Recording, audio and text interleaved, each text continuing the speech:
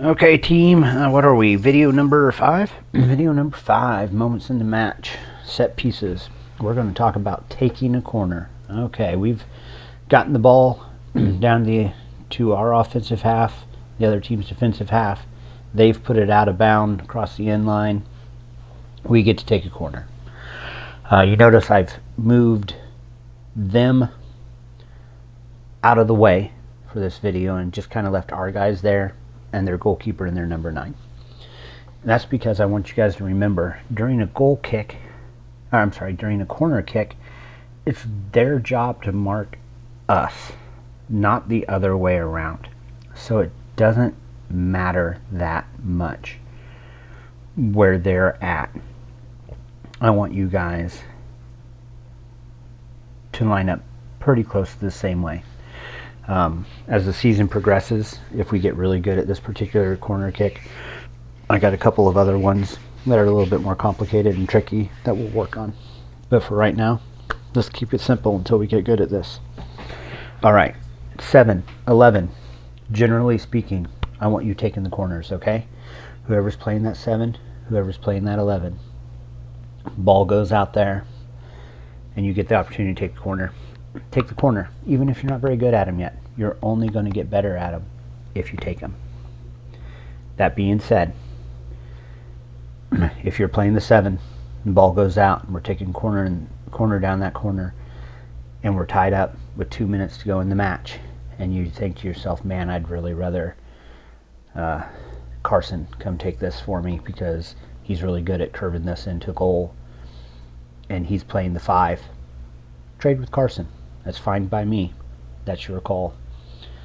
But if it's just a standard routine goal kick, 7-11, I'd love for you to take it. You're only going to get better by taking goal kicks. If you do trade with somebody, remember, they're going to come take the goal kick, so you got to go do whatever it was they're doing.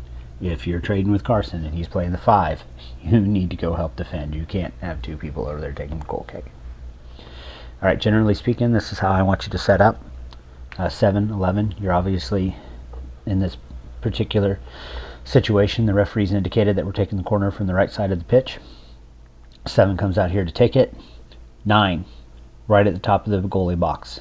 Every good corner or cross should eliminate the goalkeeper.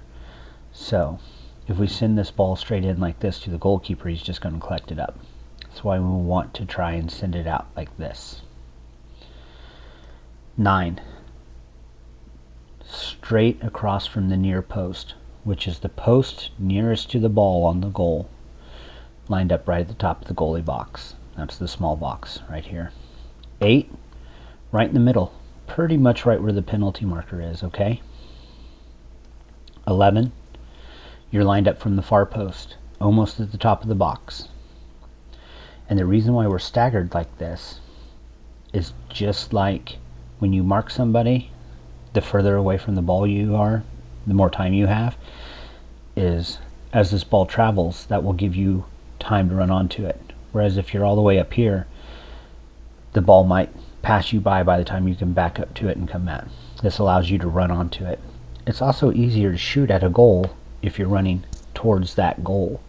So this way, as the ball's coming in at its angle, hopefully you can run onto it and shoot. 7, put your hand up. Hand up means, hey, I'm ready to shoot. Drop it quickly and go. Don't drop it and stutter step or hesitate, because that's going to be the 9, the 8, and the 11 signal to run onto the goal. 5, because it's on the right side and you're the right center back, you're going to come up and support this, okay? You need to be close enough to the 7 that just a good, solid, weighted inside of the foot pass can make it to you. When it comes to you, your option on what to do with it. Don't pass it back out to the 7, because more than likely they're offside.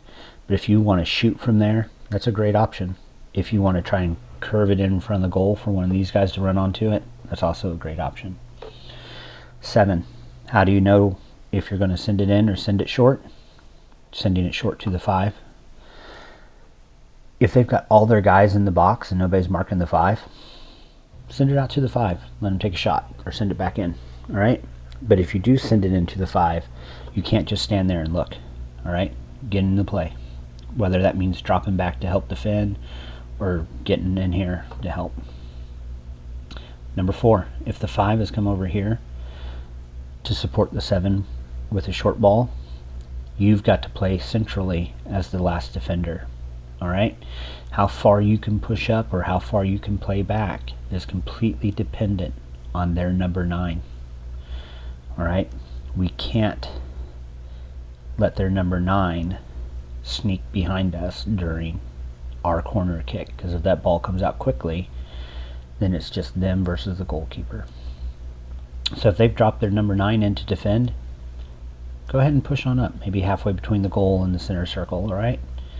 If their 9 has stayed back here to keep us honest, drop back and be goal side of them.